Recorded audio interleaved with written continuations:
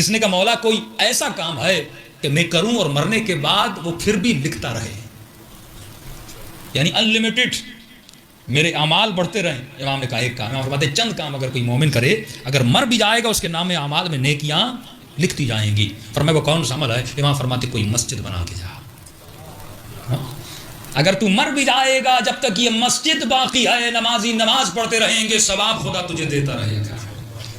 دوسری چیز فرمایا کسی ایسے اپنے بچے کی تربیت کر جب تک یہ بچہ نیک ہے اور نیک کام کرتا رہے گا تو امام فرماتے اس کی نیکیوں کا ثواب تجھے بھی ملے گا۔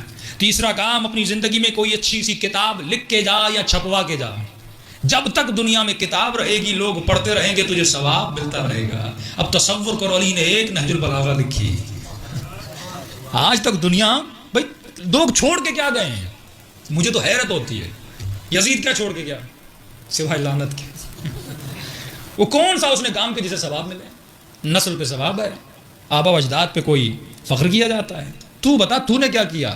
لیکن حسین کہ صرف 10 دن کاؤنٹ کرو تو یہ دنیا کے ثواب کو بھی جمع کرو تو کہاں ہے؟ لاکھوں لوگوں کو فرش عذاب ہدایت، سارا ثواب کہاں جا رہا ہے؟ ساری رحمتیں کہاں لوٹ رہی ہیں؟ امام حسین کی طرف۔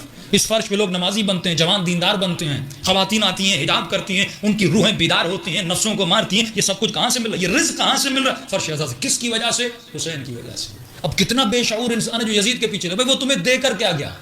4 چیزیں بتاؤ جو یزید نے تجھے دی ہوں۔ کعبہ اس نے گرایا، 3 دن مدینے کو اور مدینے کی عورتوں کو اپنے سپاہیوں پہ اس نے حلال کیا، نبی کے اور نبی زادیوں کو اس نے مارا۔ کون سی چیزیں وہ چھوڑ کے گیا؟ اور پیچھے چلے جاؤ کہ وہ کیا چھوڑ کر گئے اور دیکھو علی کیا چھوڑ کر گئے۔